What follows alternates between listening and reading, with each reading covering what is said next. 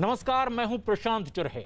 खतरनाक कोरोना के खिलाफ ये जंग जारी है, लेकिन हम सबकी भी तो जिम्मेदारी है कि हम कोरोना नियमों का पालन जरूर करें। सबसे ज्यादा जरूरी है ये मास्क लगाकर जरूर रखें। न्यूज 18 ने तो बाकायदा इसके लिए एक मुहिम भी शुरू की है, #मास्क पहनो इंडिया। ये मास्क हम तब तक ना उतारें जब तक ये तय ना कर लें कि हम बिल्कुल सुरक्षित, लोगों से बिल्कुल अलग हैं, जैसे इस वक्त हम अपने स्टूडियो में मौजूद हैं। क्योंकि ये मास्क ही इस समय कोरोना के खिलाफ इस लड़ाई में हमारा सबसे बड़ा हथियार है। और एक बड़ी खबर इस वक्त आ रही है हरियाणा से। हरियाणा के फतेहाबाद में उस समय बड़ा हंगामा खड़ा हो गया जब शहर के एक चौक पर किसानों ने जेजेपी विधायक देवेंद्र बबली की गाड़ी को घेर लिया। और हालात तो तब और ज्यादा बिगड़ गए जब विधायक देवेंद्र बबली भी किसानों के साथ उलझ गए। इस दौरान विधायक और किसानों के बीच जमकर बहस हुई। हंगामा बढ़ा तो किसानों ने उनके खिलाफ नारेबाजी शुरू कर दी और इसके बाद वहां मौजूद पुलिस वालों ने किसानों को शांत कराने की कोशिश की, जिसके बाद कई किसान उनसे हाथापाई पर उतारू हो गए। कई लोग तो विरोध जताने के लिए जेजेपी विधायक की गाड़ी के आगे भी लेट गए और इसी दौरान नाराज किसानों ने विधायक की गाड़ी पर पथराव शुरू कर दिया। गाड़ी के शीशे भी इससे टूट गए। हालांकि बाद में किसी तरह से पुलिस वालों ने हालात पर काबू पाया, लेकिन यह पूरी घटना कैमरे में भी कैद हो गई। दरअसल किसान पहले से ही विरोध कर रहे हैं, खासतौर पर हरियाणा की बीजेपी जेजेपी सरकार का। और अब जबकि जेजेपी विधायक बबली वहां पर पहुंचे तो किसानों ने उन्हें घेर लिया। इसके बाद विधायक से ही तू मैं शुरू हो गई। कई लोग तो उनकी गाड़ी के आगे जबरदस्ती लेटने की कोशिश कर रहे थे, उनका रास्ता रोक रहे थे। पुलिस वालों ने जब हटाया तो उनकी गाड़ी पर पथराव शुरू कर दिया गया। विधायक की गाड़ी के शीशे तोड़ दिए गए।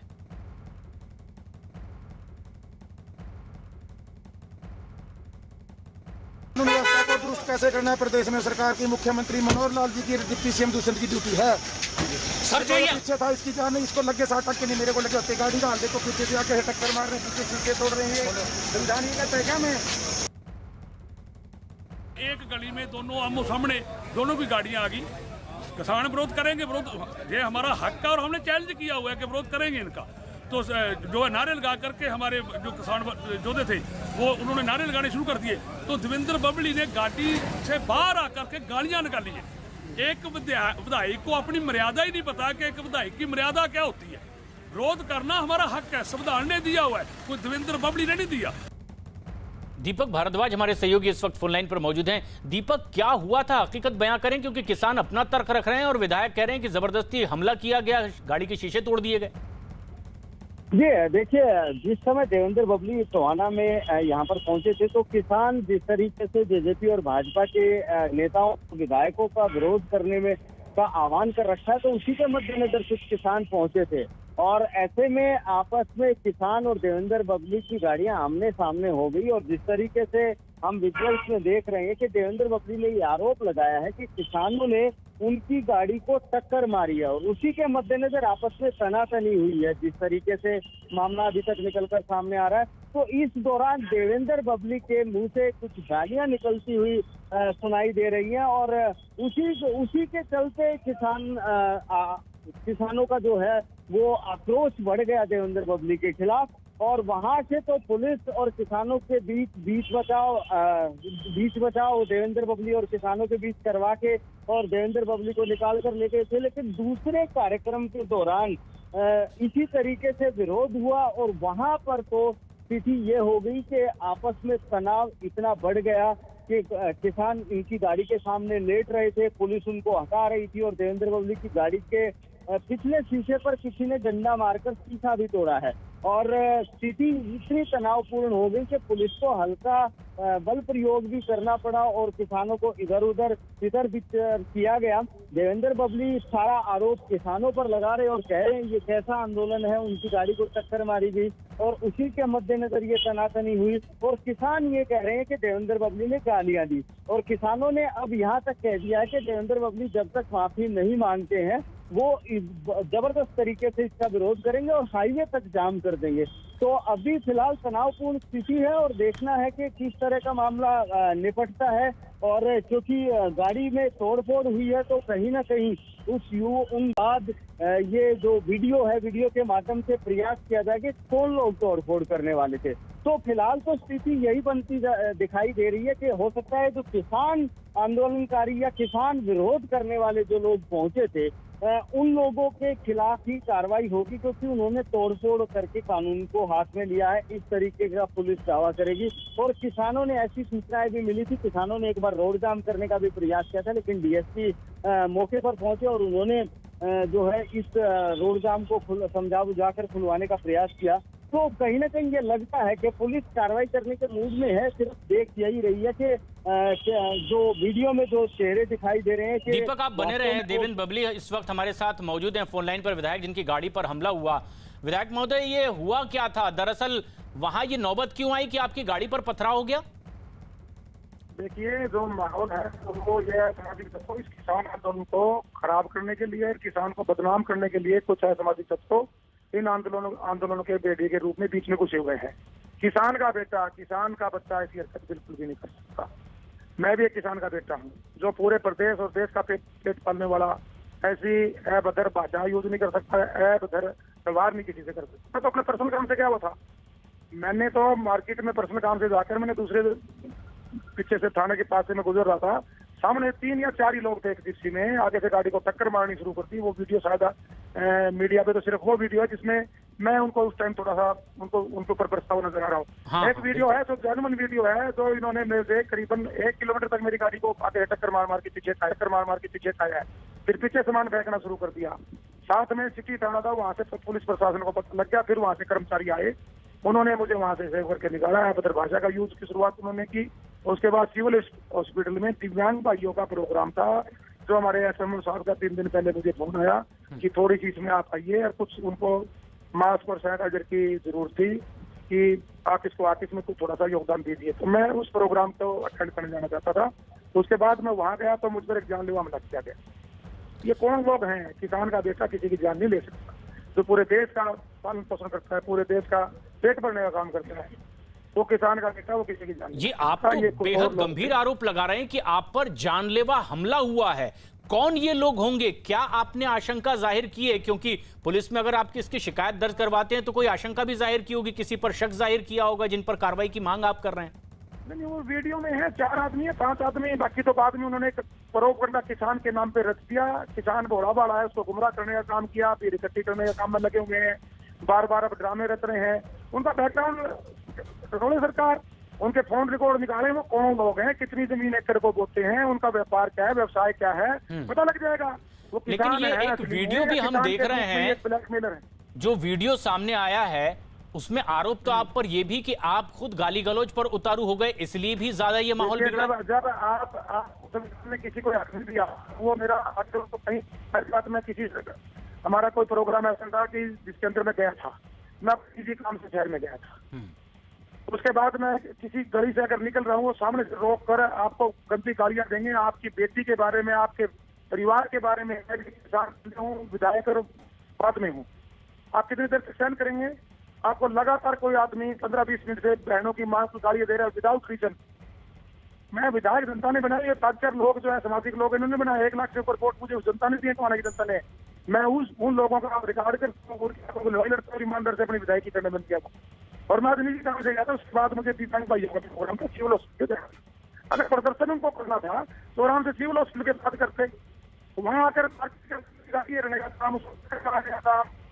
तो ये कहीं ना कहीं सवाल ये निशान करे करता है कि किसान ये परिभाषा यूज नहीं कर सकता, किसान का बेटा, तो किसान ये गुंडागर्दी वाली हरकत नहीं कर सकता कि एक जनप्रतिनिधि की जान लेने की। आप एक जनप्रतिनिधि हैं, जानलेवा हमला होने का आरोप आप लगा रहे हैं, लेकिन क्या आप ये भी महसूस करते हैं देवेंद्र बबली साहब कि एक जिम्मेदार पद पर आप हैं, तो इसलिए गंभीरता भी आपको दिखानी होती है और उतना ही संयम की भी जरूरत है?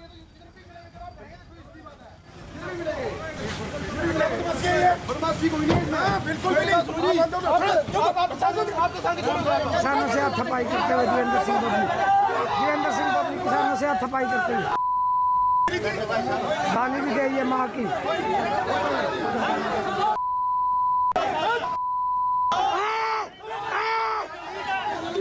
देवेंद्र बबली साहब, हमारी आवाज अगर आप तक पहुंच रही है, ये हालात तो वाकई बहुत दुखद हैं।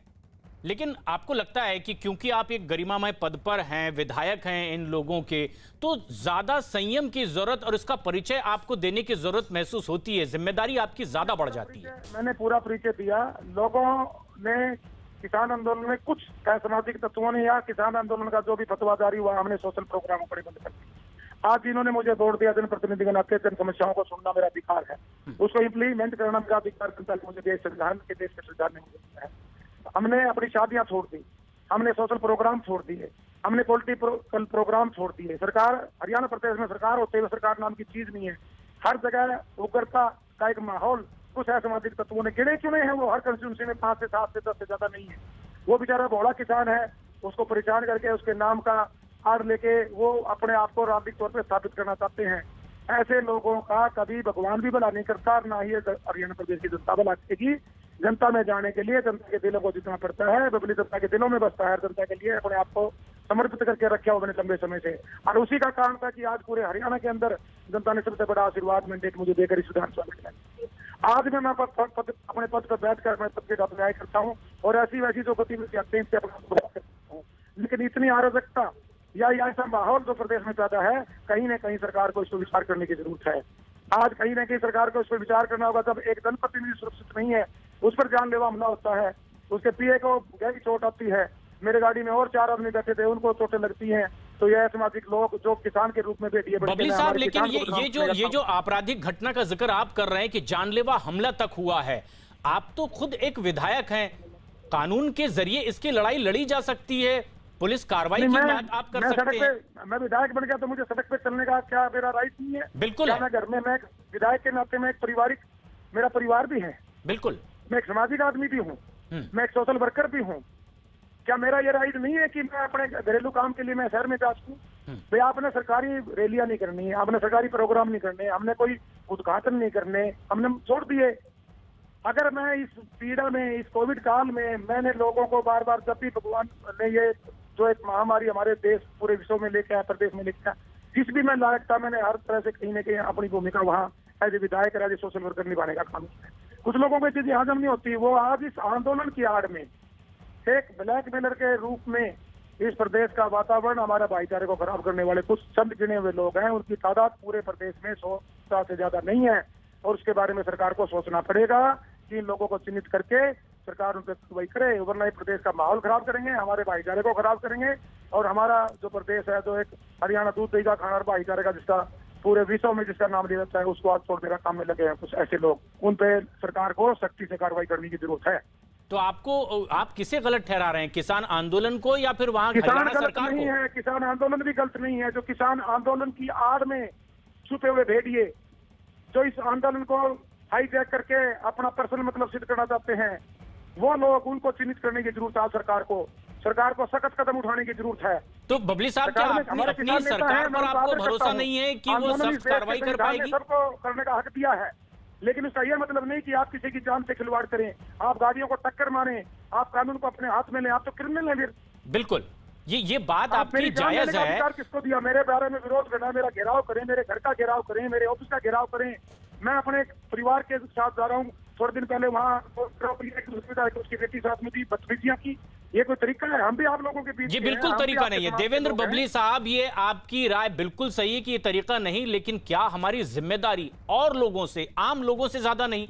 क्या हमें ज्यादा संयम बरतने की जरूरत नहीं? क्या हमें कुछ ऐसा करने की जरूरत नहीं कि इन परिस्थितियों को नकारा जा सके, दूर किया जा सके और कानूनी तरीके से हालात को निपटा जा सके? दीपक भारद्वाज हमारे सहयोगी फोनलाइन पर लगातार हमारे साथ बने हुए हैं। दीपक, ये वो स्थिति जो आप बता रहे थे, और देवेंद्र बबली विधायक का यह कहना है कि उन पर तो जानलेवा हमला हुआ, उनके परिवार वालों को गंदी गालियां दी गई, तो प्रतिकार में उनकी ओर से यह हरकत की गई है। जी देखिए, निश्चित तौर पर कोई ना कोई घटनाक्रम जरूर हुआ है, क्योंकि ये लोग जब विधायक हैं देवेंद्र बबली, और ये जेजेपी पार्टी से हैं, और जेजेपी पार्टी का विरोध किसानों ने करना शुरू कर रखा है, तो जहां भी जाते हैं वहां पर विरोध होता है। तो कहीं ना कहीं आपस में कुछ छींटाकशी जरूर हुई है, चाहे वो आंदोलनकारी भी कुछ, जब शुरुआत में जिस तरह का घटनाक्रम हुआ है, और देवेंद्र बबली के। बिल्कुल, एक बड़ी खबर इस वक्त आ रही है। दिल्ली के मुख्यमंत्री अरविंद केजरीवाल ने मांग की 12वीं की परीक्षा रद्द की जाए। दिल्ली अपनी राय पहले भी जाहिर कर चुकी है, जब सभी प्रदेशों के साथ में इस तरह की बैठक समीक्षा के तौर पर हुई थी। परीक्षा पर छात्र और माता पिता को लेकर उनकी भावनाओं से अवगत कराने की कोशिश, और आज शाम को खुद परीक्षा को लेकर प्रधानमंत्री भी अहम बैठक करने वाले हैं। लेकिन 12वीं की परीक्षा को लेकर बच्चे और उनके माता पिता काफी चिंतित हैं, ये कहना है अरविंद केजरीवाल का, और वे चाहते हैं कि बिना वैक्सीनेशन के 12वीं की परीक्षा नहीं होनी चाहिए। अरविंद केजरीवाल ने लिखा है कि मेरी केंद्र सरकार से अपील है कि 12वीं की परीक्षा रद्द की जाए और पिछले साल की परफॉर्मेंस के आधार पर छात्रों का आकलन किया जाए। 12वीं की परीक्षा करवाए जाने का एक बार फिर विरोध करते हुए, लेकिन संभवतः ये इकलौते राज्य, ज्यादातर देश के राज्यों ने परीक्षा करवाए जाने की बात कही है, सुरक्षा के साथ में, कोरोना नियमों के साथ में। दीपक रावत हमारे सहयोगी फोन लाइन पर मौजूद हैं। दीपक, एक बार फिर केजरीवाल ने अपनी राय दोहराई है कि 12वीं की परीक्षा रद्द की जाए। जो तर्क दे रहे हैं वो बाकी राज्यों से अलग हैं। जी, सिर्फ अरविंद केजरीवाल की बात न करें, दिल्ली के शिक्षा मंत्री मनीष सिसोदिया भी इस बारे में बार बार कहते रहे हैं कि दिल्ली में या फिर कहीं भी 12वीं की परीक्षा फिलहाल के लिए रद्द कर देनी चाहिए। जो उनका अब तक का आकलन है उसके हिसाब से उनका रिजल्ट घोषित कर देना चाहिए, क्योंकि इसके पीछे की वजह जो उनको नजर आती है, उनका कहना है कि तमाम एक्सपर्ट्स ये कह रहे हैं कि अगर तीसरी लहर आती है तो बच्चों के लिए काफी घातक साबित हो सकती है। अभी अगर दिल्ली की बात करें तो संक्रमण दर घट गई है, हालांकि फिर से ये दोबारा बढ़े ना, इस बात की भी चिंता सताई जा रही है। पेरेंट्स का भी उनका कहना है कि बार बार ये कहा जा रहा है कि ऐसी परीक्षा नहीं होनी चाहिए ऐसे वक्त में। तो लगातार दिल्ली सरकार की तरफ से ये डिमांड रखी जा रही है कि परीक्षा को फिलहाल के लिए टाल देना चाहिए। दिल्ली के मुख्यमंत्री अरविंद केजरीवाल बार बार इस बात का लेकर बयान देते रहे हैं। मनीष सिसोदिया ने भी कई बार मीटिंग्स में ये बात कही है। उनका साफ तौर पर यह कहना है कि वैक्सीनेशन अगर किया जाए सही समय पर, क्योंकि उनका कहना है कि विदेश में फाइजर की बात करें तो कुछ दूसरी कंपनियां ऐसी है जिन्होंने बच्चों पर भी वैक्सीन का परीक्षण किया है जो सफल रहा है और वहां बच्चों को लगाई भी गई है। तो ऐसी वैक्सीन अगर यहाँ पर हिंदुस्तान में बच्चों को लगानी शुरू कर दें तो शायद थोड़े वक्त बाद जल्द से वैक्सीनेशन हो जाए तो बच्चों की परीक्षाएं कराई जा सकती है। लेकिन फिलहाल साफ तौर पर दिल्ली सरकार का यह कहना है कि 12वीं की परीक्षाओं को टाल देना चाहिए। लेकिन अब तो वो घड़ी आ गई है जब इस पर केंद्र सरकार को फैसला भी करना है कि 12वीं की परीक्षा किस तरह से आयोजित वो करवाना चाहते हैं। कोर्ट में भी अपना पक्ष इसी संदर्भ में रखना पड़ेगा। लेकिन उत्तर प्रदेश के कानपुर से एक डरा देने वाली तस्वीर सामने आई, जहां एक अस्पताल में मरीज को बंधक बनाने का मामला सामने आया। वायरल वीडियो में एक मरीज अस्पताल में बेड पर बंधा नजर आ रहा है। मरीज जिस बेड पर है उस पर बेडशीट तक नहीं है। मरीज के हाथ पैर बेड से बंधे नजर आ रहे हैं। वो दर्द से कराहता नजर आता है। वार्ड में कोई दूसरा शख्स भी नहीं है। मरीज से जानवरों जैसा व्यवहार करने वाला ये वीडियो आया है सामने, और जानकारी के मुताबिक मेडिकल कॉलेज के प्रिंसिपल ने भी इस तरह की किसी घटना से वहां इनकार कर दिया है। उनका कहना है कि वो अब इस मामले की जांच करवाएंगे और फिर उसके बाद कार्रवाई करेंगे। इसके बारे में वीडियो अभी हमने देखा नहीं है। अगर ऐसी कोई जानकारी आती है हम जरूर करवाएंगे और इसकी जांच करवा लेंगे। अगर ऐसा कोई मेरे संज्ञान में आता है मैं खुद मौके पर जाता हूं, मैं देखता हूं। कानपुर की ये तस्वीर है जहां एक मरीज अस्पताल में बेड से बंधा नजर आ रहा है, बगैर बेडशीट के। बहुत कम कपड़ों में वो उस बेड पर लेटा हुआ है, उसे बांध दिया गया है। वो कराहता भी नजर आ रहा है। लेकिन ये नौबत क्यों आई? इस तरह का अमानवीय सा व्यवहार। और ये वीडियो वायरल होने के बाद जब पूछा गया तो वहां प्रिंसिपल ने कह दिया कि उन्हें इसकी जानकारी नहीं है और इसकी अब जांच पड़ताल आगे करवाई जाएगी। श्याम तिवारी हमारे सहयोगी फोन लाइन पर मौजूद हैं। श्याम, अगर प्रिंसिपल को इसकी जानकारी नहीं कि इस तरह की कोई हरकत हुई थी तो आप ये बताएं कि हकीकत क्या थी? देखिए, आपको बता दें कि ये जो वीडियो है वो हैदराबाद अस्पताल का बताया है कि एक वार्ड में एक शख्स को बेड से बांध दिया गया और वहाँ पर कोई दूसरा शख्स नज़र नहीं आ रहा है, जबकि ये शख्स कराहता हुआ नज़र आ रहा है। इस वीडियो के बारे में भले ही मेडिकल कॉलेज प्राचार्य ने ये कह दिया हो कि उन्हें फिलहाल इस मामले की जानकारी नहीं है और वो इस मामले की जानकारी कराएंगे, लेकिन इसके पीछे की हकीकत ये है कि हैदराबाद अस्पताल इन दिनों लगातार सुर्खियों में बना हुआ है। तमाम कमियों की खातिर इसकी आलोचना हो रही है। पिछले दिनों मुख्यमंत्री जब दौरे में आए थे तो उन्होंने भी हैदराबाद के प्रिंसिपल को फटकार लगाई थी, जिसके बाद यहाँ पर लगातार अधिकारियों का दौरा हो रहा है। कभी एसीएम दौरा करते हैं, कभी मंडल आयुक्त दौरा करते हैं। इसी दौरान अपनी कमियों को छिपाने के लिए इस शख्स को एक प्राइवेट वार्ड में शिफ्ट कर दिया गया, खाली वार्ड में शिफ्ट कर दिया गया और इसको बांध दिया गया। इस शख्स के बारे में जो जानकारी अभी तक निकल कर सामने आई है वो ये है कि ये वो आदमी है जिसे पुलिस ने यहाँ पर ला करके एडमिट कराया था। ये इसे सड़क में यहाँ पर एडमिट कराया गया था।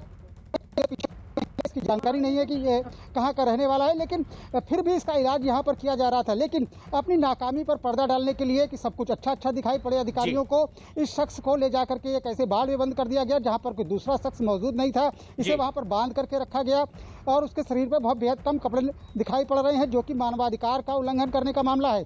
भले ही मेडिकल कॉलेज प्रिंसिपल इस बात से फिलहाल इनकार कर रहे हों कि उन्हें जानकारी नहीं है, लेकिन ये घटना हैलट में आम है। जी, किन परिस्थितियों में ये बात हुई है, अब इसकी जांच पड़ताल की भी बात कही जा रही है। एक बेहद अहम खबर इस वक्त की, दिल्ली में कोरोना के मामले लगातार कम होते चले जा रहे हैं। दिल्ली सरकार के आंकड़ों के मुताबिक पिछले 24 घंटे में 623 नए केस आए हैं, जबकि एक दिन में 62 लोगों ने कोरोना से अपनी जान गंवाई है दिल्ली में। दिल्ली सरकार के मुताबिक 18 मार्च के बाद नए मामलों का ये सबसे कम आंकड़ा है। 18 मार्च को 607 नए केस मिले थे। मामले घटने के साथ ही साथ दिल्ली में संक्रमण की दर भी अब नीचे आती जा रही है। दिल्ली में मौजूदा संक्रमण दर 0.88% हो गई है, यानी कि अगर 100 लोगों की जांच करवाई जाती है कोरोना टेस्ट, तो उसमें एक शख्स बमुश्किल पॉजिटिव पाया जाता है। 11 अप्रैल के बाद का ये सबसे कम आंकड़ा। दिल्ली में अब कोरोना के केस घटते जा रहे हैं, 623 नए मामले एक दिन में, लेकिन 62 लोगों ने कोरोना से अपनी जान गंवा दी है। 18 मार्च को सबसे कम आंकड़ा आया था इससे पहले, और उसके बाद का ये सबसे कम आंकड़ा है। संक्रमण की दर यानी पॉजिटिविटी रेट भी अब काफी कम हो गया है, यानी दिल्ली में जो सख्तियां बढ़ाई गई थी, कोरोना कर्फ्यू लागू किया गया था, उन पाबंदियों का असर हो रहा है कि अब संक्रमण दर घटकर 0.88% तक पहुंच गई और 24 घंटे में 623 नए मामले सामने आए। 18 मार्च के बाद यह सबसे कम आंकड़ा। दिल्ली में यह सबसे अहम बात, दीपक रावत हमारे सहयोगी फोनलाइन पर हैं। दीपक, आखिर ये एक बड़ी कामयाबी भी कि सबने मिलजुल कर यह लड़ाई लड़ी, कोरोना के मामले अब कम हो रहे हैं, किस तरफ इशारा करते दिखाई दे रहे हैं ये? इसे एक महीने से ऊपर का जो लॉकडाउन दिल्ली में लगाया गया है, ये उसका असर कह सकते हैं प्रशांत, क्योंकि साफ तौर पर जिस तरीके से अगर एक महीने पहले की हम बात करें तो 25-26 हजार रोजाना मामले आते थे, और मौतों की बात करें तो 400-450 से ज्यादा मौतों का आंकड़ा सामने आता था।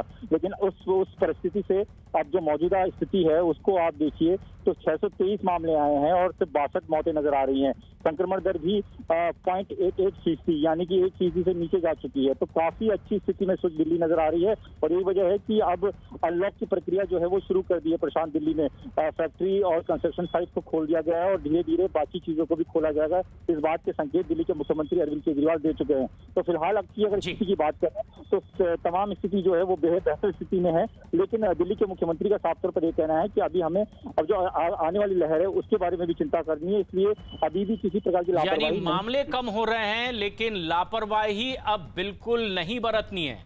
एक बेहद अहम खबर इस वक्त की, प्रधानमंत्री नरेंद्र मोदी के हाल के ही बंगाल दौरे पर शुरू हुआ वार पलटवार का दौर अब भी लगातार जारी है। पहले ममता बनर्जी ने बंगाल में आए तूफान पर हुई बैठक में शामिल ना होने की बात कह दी, अपना पक्ष रखा, और अब केंद्र सरकार के हवाले से ममता बनर्जी को जवाब दिया गया है। न्यूज 18 के अमिताभ सिन्हा की रिपोर्ट है कि केंद्र सरकार ने ममता के आरोपों को गलत करार दिया है और ममता के लगाए गए सभी आरोपों को एक एक कर उस पर अपना जवाब भी दिया है।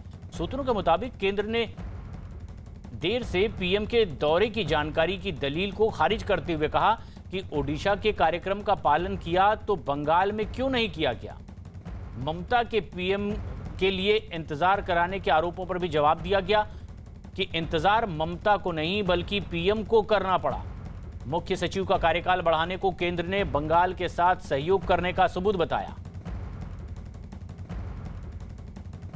अमिताभ सिन्हा हमारे वरिष्ठ सहयोगी हमसे सीधे जुड़ रहे हैं। अमिताभ, कई गंभीर आरोप ममता बनर्जी लगातार लगाती रही हैं उस पूरे घटनाक्रम के बाद भी, सिलसिलेवार तरीके से क्या जवाब केंद्र की ओर से, केंद्र सरकार की ओर से दिया गया है?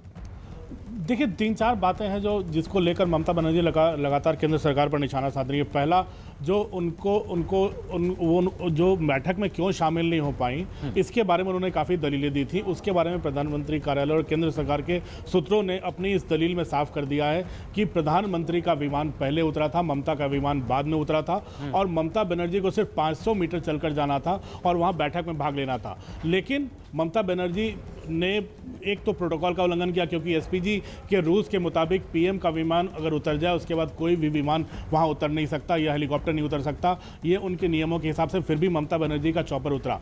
अगर वहां उनको देर हुई है तो ममता बनर्जी को सिर्फ और सिर्फ एक ही आपत्ति थी, जो उन्होंने गवर्नर के साथ बात में जब बताई थी, और गवर्नर ने भी अपने ट्वीट में बताया था कि नेता विपक्ष शुभेंदु अधिकारी उस बैठक में मौजूद क्यों है। पूरी की पूरी लड़ाई ममता की वहीं पर थी और इसीलिए उन्होंने पीएम की बैठक का भी बहिष्कार किया। और दूसरी लड़ाई जो प्रशांत है, वो जो छोटे में बताना चाहूंगा, वो मुख्य सचिव को लेकर है, अल्पन बनर्जी के रिटायरमेंट को लेकर है। उनका कहना था ऑल इंडिया सर्विसेज के रूल के हिसाब से उनका दायित्व था कि इस बैठक को कंडक्ट कराते, अपने अधिकारियों के साथ प्रेजेंटेशन करवाते। उल्टे उन्होंने ममता का साथ, राजनीति का साथ देना बेहतर समझा। इसलिए ये ग्रॉस वायलेशन है, ऑल इंडिया सर्विसेज के नॉर्म्स का, रूल्स का वायलेशन है। इसलिए उनके खिलाफ कार्रवाई तय है, क्योंकि सिर्फ 3 महीने पहले प्रशांत, केंद्र सरकार ने ममता से बात करके अपनी बात आगे बढ़ाई थी और उनको 3 महीने का एक्सटेंशन भी दिया था। तो ये आरोप बिल्कुल गलत है। तो तमाम बातों को निराधार बताया है केंद्र सरकार ने ममता के आरोपों को। केंद्र क्या अब उस निर्णय पर भी पहुंचा कि दरअसल जो घटनाक्रम बैठक को लेकर शुरू हुआ था प्रधानमंत्री के साथ, ममता बनर्जी के पास कोई तार्किक तथ्य ठोस नहीं है, इसलिए उन्होंने पलटवार शुरू किया है और अब इसलिए केंद्र सरकार को सफाई रखनी पड़ रही है देश के सामने? बिल्कुल, यही बात प्रधानमंत्री कार्यालय ने साबित की है और हर तर्क का जवाब उसी तर्क से दिया है। यहाँ तक कि प्रधानमंत्री का विमान 1:59 पर लैंड किया था और ममता बनर्जी का चॉपर 2:14 पर लैंड किया था। इतने मिनट बाय मिनट इसमें ब्यौरा दिया गया है कि किस तरह से ममता बनर्जी ने बैठक में आने में खुद भी देरी लगाई और खुद उस बैठक में नहीं आना चाहती थी, इसलिए बैठक में नहीं थी। बहरहाल अब उन्होंने आखिरी दांव चला है अल्पन बनर्जी को बचाने के लिए उनके रिटायरमेंट का, लेकिन ऑल इंडिया सर्विसेज के रूल कहते हैं कि उनके खिलाफ कार्रवाई केंद्र सरकार कर सकती है। उनकी जिम्मेवारी केंद्र सरकार के प्रति होती है ऑल इंडिया सर्विसेज रूल के हिसाब से। तो कुल मिलाकर संदेश यही है केंद्र सरकार का कि उनकी तमाम दलीलें जो हैं प्रधानमंत्री की बैठक में न जाने की, वो तार्किक रूप से गलत हैं। और जहां तक अल्पन बनर्जी को डिफेंड करने का मामला है और उनको एक्सटेंशन देने का और उनके रिटायरमेंट का मामला है, उस पर भी केंद्र सरकार उनसे किसी भी तरह से सहमत नहीं है नियमों और प्रोटोकॉल के हिसाब से। राज्यपाल का जो ट्वीट, उनका बयान संकेत करता है वो ये कि इशारों में तो ममता बनर्जी ने ये कह दिया था कि शुभेंदु अधिकारी अगर बैठक में शामिल होते हैं तो वो इंटरेस्टेड नहीं है फिर साथ बैठने के लिए। क्या ये एक ठोस बात है जो अब जग जाहिर हो चुकी है और इसीलिए अब ममता बनर्जी पलटवार की मुद्रा में है ताकि उस बात से वो कमबैक कर पाए? देखिए, साफ है, जो सरकारी सूत्र हैं, केंद्र सरकार के सूत्र, वो बता रहे हैं क्योंकि नेता विपक्ष वहां पर शुभेंदु अधिकारी मौजूद थे, इसलिए वहां की मुख्यमंत्री ममता बनर्जी ने बैठक का बहिष्कार करना बेहतर समझा। भारत सरकार ने कोई मुद्दा खड़ा नहीं किया था वहां पर, ये केंद्र सरकार के सूत्र बता रहे हैं। वो बैठक जरूरी थी क्योंकि चर्चा राहत कार्यों पर करनी थी और प्रेजेंटेशन बंगाल सरकार को देना था, इसलिए प्रधानमंत्री ने उनका इंतजार किया। लेकिन जब ममता बनर्जी ने वहां पहुंचकर पीएम के हाथों में कागज थमाकर वापस चली गई और ममता बनर्जी ने यह दलील दी कि पीएम ने उन्हें जाने को कहा था, इस पर भी प्रधानमंत्री कार्यालय का कहना है कि पीएम ने ममता बनर्जी को वहां से जाने की कभी इजाजत नहीं थी, वो कागज हाथ में थमाकर वापस चली गई थी। और ऐसी परिपाटी रही है कि प्रधानमंत्री ऐसे राहत कार्यों की बैठक अगर दूसरे राज्यों में लेते हैं जहां पर गैर बीजेपी शासित राज्य हैं, वहां भी दूसरी पार्टी के नुमाइंदों को बुलाया जाता है, वहां के नेता विपक्ष की ऐसी कई उदाहरण सामने हैं जो प्रधानमंत्री कार्यालय ने दिए हैं। लेकिन वहां भी नेता विपक्ष को इसीलिए बुलाया गया था और ममता बनर्जी ने शायद उनके कारण ही ये पूरी की पूरी बैठक का बहिष्कार किया है, ये भी प्रधानमंत्री कार्यालय ने संकेत दिए हैं। जो बातें ममता बनर्जी करती रही हैं बताया है उन्होंने। उसके बाद राज्यपाल का भी ट्वीट, उन्होंने बताया कि ममता बनर्जी ने तो खुद उनसे मिलकर के ये बात कह दी थी कि वो इंटरेस्टेड नहीं अगर शुभेंदु अधिकारी वहां मौजूद होंगे। वो तमाम पिछला घटनाक्रम जिसमें वो कहती हैं कि उन्हें लैंड करने की इजाजत देरी से दी गई थी, अब बहुत ठोस तर्क उनके पास नहीं बचे हैं और इसीलिए भी वो लगातार पलटवार कर रही हैं, चाहे मुख्य सचिव की स्थिति को लेकर के हो या फिर पूरे राजनीतिक घटनाक्रम को लेकर हो। क्या अब आगे का रवैया केंद्र का होगा? किस तरह की कार्रवाई आगे बढ़ती दिखाई देगी अगर जिन विषयों पर कार्रवाई हो सकती है? देखिए, जहां तक उनको इंतजार करने की बात है, उन्होंने आरोप लगाया है कि उनको 20 मिनट सागर इलाके में इंतजार करना पड़ा क्योंकि पीएम के हेलीकॉप्टर को उतरना था। उन्हें 15 मिनट एरियल हवा में ही घूमना पड़ा उनके चॉपर को। इसका जवाब भी है, ये है कि सुरक्षा में लगी एजेंसियों के हवाले से कि सीएम के पहले उनका आना अपेक्षित होता है। मैंने पहले भी बोला कि पीएम के विमान के लैंड करने के बाद उस इलाके में कोई भी विमान लैंड नहीं कर जाता। इसको ताक पर रखकर ममता बनर्जी को भी उतरने की इजाज़त दी गई थी। बाकी मुख्यमंत्री हमेशा पीएम के पहले अपने हेलीकॉप्टर को या अपने वाहन के साथ उस जगह पे पहुंच जाते हैं। पीएम की सुरक्षा की जिम्मेवारी एसपीजी के पास है, जो कि एक बहुत ही प्रोफेशनल संस्था है, जो कि पिछले 3 दशकों से लगातार प्रधानमंत्री की सुरक्षा में लगी हुई है। तो उनका भी ये कहना था। तो ये आरोप गलत है कि उनको इंतजार करना पड़ा, बल्कि प्रोटोकॉल के हिसाब से उन्हें पीएम से पहले भी आना था। बिल्कुल। And in the end of April, last week of April, we had nearly 600 districts in the country which were more than 10% positive.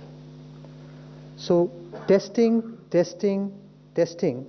as well as containment has worked in these 6 to 8 weeks that we have done it, 6 weeks or so. We have found that today there are still 239 districts in the country which are more than 10% positive. 145 districts are between 5 and 10% positivity, and 350 districts, which is more than half of India, nearly half of India, is less than 5% positive. So we're moving in the right direction, and this testing which has been ramped up, and as well as the containment that has worked at the district level has worked. However, it is not a sustainable solution. We have to find a mechanism how we have to ease our containment or lockdown, and that has to be done very gradually and very slowly. So it basically the opening up revolves on 3 pillars. One, the test positivity rate in that particular district has to be less than 5% over 1 week. So 7-day average has to be less than 5%. That is the first thing. The second point is the vulnerable individuals, that is elderly, more than 60, more than 40. केंद्रीय स्वास्थ्य मंत्रालय की ओर से जानकारी दी जा रही है कि तेजी से मामले कोरोना के घटते चले जा रहे हैं। देश में कोरोना का खतरा लेकिन अभी टला नहीं है। बीते कुछ दिन से मामले लगातार कम जरूर हो रहे हैं, हालात में सुधार भी हो रहा है, लेकिन सुधार के इस दौर में भी कुछ ऐसी तस्वीरें सामने आ रही है जो डराती हैं। कोरोना से बचने के लिए लोगों से बार बार अपील की जा रही है। कोरोना कर्फ्यू का, सोशल डिस्टेंसिंग और मास्क पहनने जैसे नियमों का लोग कड़ाई से पालन करें, यह अपील की जा रही है। लेकिन 2 राज्यों की अलग अलग शहरों की यह तस्वीर आप देख रहे हैं जो डराती भी हैं, बल्कि ये सोचने पर मजबूर भी कर रही हैं कि लोगों की समझ आखिर कहां तक पहुंच चुकी है। पहली तस्वीर तो राजस्थान के जयपुर की है, जहां काजी के जनाजे में हजारों की भीड़ जुट गई। शहर के एक बड़े हिस्से में हजारों की यह भीड़ गुजरती नजर आई। शहर के बीचों बीच से काजी का यह जनाजा निकला, हर गली से लोग इसमें शामिल होते चले गए। कोरोना नियमों की धड़ल्ले से यहां धज्जियां उड़ाई गई। दूसरी तस्वीर बिहार की है, मुजफ्फरपुर की, जहां लॉकडाउन के बीच ही जुटी भीड़ को जब समझाने के लिए पुलिस टीम पहुंची तो लोगों ने पुलिस पर ही हमला कर दिया। कोरोना के खतरे के बीच ये तस्वीर कई सवाल भी खड़े करती है। सवाल ये कि क्या कोरोना से निपटने की जिम्मेदारी सिर्फ और सिर्फ सरकार की है, प्रशासन की है, पुलिस महकमे की है? क्या लोगों की कोई जिम्मेदारी नहीं बनती कि वो कोरोना नियमों का पालन करें और अपने साथ दूसरों को भी इस महामारी से बचाएं? कई राज्यों में कोरोना का खतरा अभी टला नहीं है, एहतियात बरतने की जरूरत है, लेकिन लोगों की लापरवाहियां बढ़ती चली जा रही है। कोरोना काल में जयपुर से डराने वाली ये तस्वीरें सामने आई है, जहां पर एक काजी के जनाजे में हजारों लोगों की भीड़ जमा हो गई। कोरोना के खतरे के बीच भीड़ की ये तस्वीर डराती है, और यह हाल तब है जब जयपुर में कोरोना के मामले लगातार सामने आ रहे हैं और इसलिए कोरोना कर्फ्यू भी वहां लगाया गया है। भीड़ जुटाने पर वहां पाबंदी लगाई गई है। ये तस्वीर कल की यानी 31 मई की है, जब एक काजी की मौत के बाद उनका जनाजा शहर के बीचों बीच से निकला तो जयपुर में पुलिस की मौजूदगी में ही लॉकडाउन के नियम तोड़ दिए गए। हालांकि वीडियो सामने आने के बाद जनाजे में जुटे कई लोगों के खिलाफ केस भी दर्ज हुआ है, लेकिन वीडियो में साफ दिख रहा है कि काजी की मौत के बाद उनके अंतिम संस्कार में उन्हें अंतिम विदाई देने के लिए हजारों लोगों की भीड़ जुट गई। पुलिस वालों के रहते हुए शहर की कई सड़कों पर से होकर यह हुजूम गुजरा है। शहर के बीचों बीच के इलाके से जब उनकी अंतिम यात्रा निकली तो हर गली से लोग उसमें शामिल होते चले गए और यह हुजूम और बढ़ता चला गया। कई रास्ते तो ऐसे थे जिन पर पैर रखने तक को जगह नहीं थी, भीड़ इतनी ज्यादा थी। भीड़ में शामिल लोगों ने तो कोरोना के नियमों की धज्जियां उड़ाई, मास्क तक पहनना जरूरी नहीं समझा था। सोशल डिस्टेंसिंग की बात तो बहुत दूर दिखाई दी। इस दौरान वहां तैनात पुलिस वालों ने लोगों को समझाने की भी कोशिश की, लेकिन कोई असर नहीं हुआ। बताया जा रहा है कि जनाजे में इलाके के 2 विधायक भी शामिल हो गए, जो सबसे खास बात है। पुलिस ने कोरोना काल में भीड़ जुटाने के आरोप में 1 विधायक और 11 लोगों के खिलाफ केस भी दर्ज कर लिया है। पुलिस के मुताबिक परिवार को समझाने के बावजूद यहां भीड़ जुटी, लेकिन अब दोषियों के खिलाफ कार्रवाई की बात पुलिस कर रही है। हमने परिवार वालों को समझाइश कर दी थी और अन्य प्लेटफॉर्म से जैसे सोशल मीडिया है, CLG है, सबको बताया था कि जो राज्य सरकार का निर्देश है उसके अनुरूप ही जनाजे निकाले जाएंगे। इसके बावजूद भी भीड़ कुछ लोगों के बहकाने से आ गई है और भीड़ का शक्ल में वो लोग वहाँ चले गए, तो हमने इनके खिलाफ मुकदमा दर्ज किया है और कार्रवाई करेंगे। कोशिश में काफ़ी लोगों को रोका, उसके बावजूद भी पुलिस के रोकने के पश्चात भी कई लोग जनाजा वार्ड बने, जिस पर जो क्षेत्रीय विधायक महोदय हैं उनके साथ अन्य लोगों के इसमें महामारी अधिनियम में और धारा 144 की वायलेशन में प्रकरण पंजीबद्ध किया गया है और जिसकी अग्रिम जांच CID से कर रही है। ये केस में कांग्रेस के विधायक भी शामिल थे, रफीक खान। जब हमने उनसे पूछा कि क्या आपकी जिम्मेदारी जनप्रतिनिधि होने के नाते नहीं थी, ऐसी कई और अहम सवाल हमने उनसे पूछे। इस पे भी चिंतन करेंगे। आप एक बात समझने की कोशिश कीजिए कि ये वो शख्सियत थी जिनसे हम अपील कराते थे, बिल्कुल, जो खुद अपील करते थे और खुद रुक जाते थे, लोगों को मना करते थे, बिल्कुल। तो लोग जिनकी मानते थे, लोगों के इमोशंस जो जिसकी एक आवाज में लोग रुक जाते थे, उस आदमी के प्रति इमोशंस थे लोगों के, और लोग घरों से निकल के इस उसमें आ गए कि एक कंधा दे के चले जाएंगे। मतलब ये ऐसा नहीं कि वहां से लोग चले, जब वो रास्ते में गए तो रास्ते में भी लोग मिल गए। मैं आगे अकेला गाड़ी लेके गया, वहां से मैं निकल गया पहले, और मैं आगे जहां दफन करना था वहां तक जब मैं गया तो रास्ते में भी लोग बाग थे। मैंने रास्ते में भी लोगों को गाड़ी से उतर के समझाया कि भाई अपने को भीड़ नहीं करनी है। वहीं इस पूरे मामले में राजस्थान बीजेपी के अध्यक्ष सतीश पूनिया ने अशोक गहलोत सरकार पर गंभीर आरोप लगाया। उन्होंने कहा कि ये नौबत तुष्टीकरण के कारण। मंत्री के पिताजी के जनाजे में लोग इकट्ठे हों और दूसरी तरफ सुंदरकांड का पाठ करने वाले किसी पूर्व विधायक को गिरफ्तार कर लिया जाता है, और कल जो दृश्य जयपुर की सड़कों पर दिखा, हिदायत है 20 लोगों की, लेकिन 15,000 लोग इसमें शरीक थे। तो मुझे लगता है कि सरकार का इकबाल खत्म हो गया और सरकार के देखने का नजरिया जब तुष्टीकरण का होगा तो इस तरीके से लॉकडाउन का उल्लंघन स्वाभाविक था। राजस्थान के गृह मंत्री में अभी भी गैरत है, तो राजस्थान की जनता की जान बचाने के लिए इसकी अनुपालना सुनिश्चित करे। बड़ी खबर इस वक्त आ रही है, जम्मू में भूकंप के झटके महसूस किए गए हैं। कटरा में खासतौर पर 3.1 तीव्रता का यह भूकंप, 3:47 पर यह भूकंप के झटके लोगों ने महसूस किए हैं और उसके बाद पूरे इलाके में हड़कंप मच गया। हालांकि अब तक किसी बड़े नुकसान की कोई खबर नहीं है। 3:47 पर जम्मू में यह भूकंप के झटके महसूस किए गए हैं। 3.1 तीव्रता का यह भूकंप महसूस किया गया है और इसके बाद पूरे इलाके में अफरा तफरी का भी आलम था। अब तक कोई ऐसी खबर नहीं आई है कि कोई बड़ा नुकसान इससे हुआ है, लेकिन पवन शर्मा हमारे सहयोगी फोन लाइन पर मौजूद हैं। पवन, क्या ताजा हालात बने हुए हैं जब भूकंप का झटका लोगों ने यहां महसूस किया है? देखिए, लगभग 3:45 के आसपास 3.1 में झटका लगा है, लेकिन इतना ज्यादा नहीं था। लेकिन फिर भी जो लोग थे उनके अंदर दहशत देखी गई है, क्योंकि बहुत ज्यादा रश भी नहीं है इस समय कटरा में, लेकिन कटरा में इसका ज्यादा असर देखने को मिला है। जो यात्रा लगभग 400-500 के करीब लोग वैष्णो देवी पहुंच रहे हैं, वो भी बस अड्डे से लेकर जितने बाजार थे वहां पर इसकी जब झटका लगा है तो थोड़ा जो लोग थे उनको भी लगा है कि ज्यादा भी जल्द आ सकता है, क्योंकि पहले भी जब कर्फ्यू गया था तो कटरा में बहुत ज्यादा झटके लगे थे, उसे लेकर थोड़ी दहशत ज्यादा लोगों में देखी गई थी। लेकिन फिलहाल अब नॉर्मल है, क्योंकि जितना भी इलाका है कटरा के आसपास है रियासी का, ये पहले ही सिस्मिक जोन में आता है और यहाँ पर झटके अक्सर लगते रहते हैं। रियासी जिले का ये वो इलाका है कटला, जहां पर बड़ी तादाद में वैष्णो देवी के भक्त पहुंचते हैं श्रद्धालु दर्शन के लिए, और कटरा में ही उन्हें उतरकर आगे की अपनी यात्रा पूरी करनी होती है। लेकिन यहां अगर भूकंप का झटका महसूस किया जाता है तो सबका ध्यान इस ओर जाता है।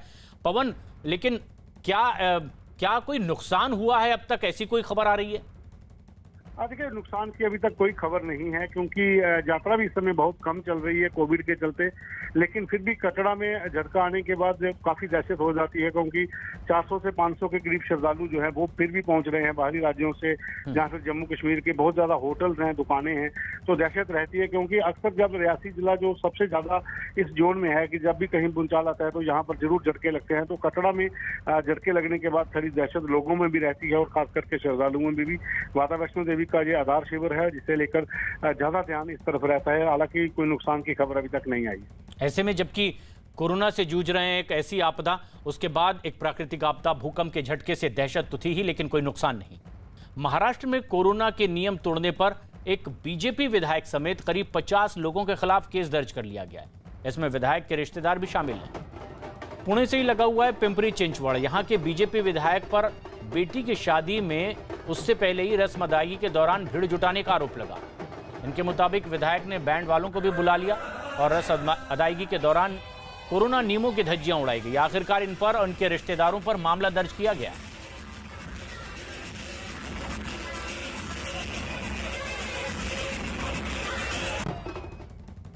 उधर बिहार के मुजफ्फरपुर में भी लॉकडाउन का पालन कराने के लिए गई पुलिस टीम पर भीड़ ने हमला कर दिया।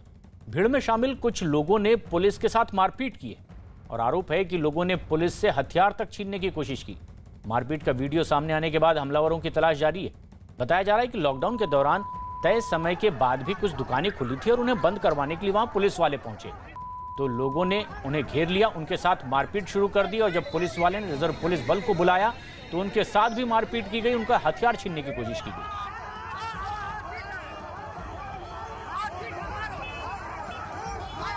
बिहार के मुजफ्फरपुर की यह तस्वीर है, जिसमें वीडियो में भी सुनाई दिया कि पुलिस वालों को, सुरक्षा बलों को घेरने के बाद मारो मारो की आवाज करते हुए लोगों को और बुलाया गया।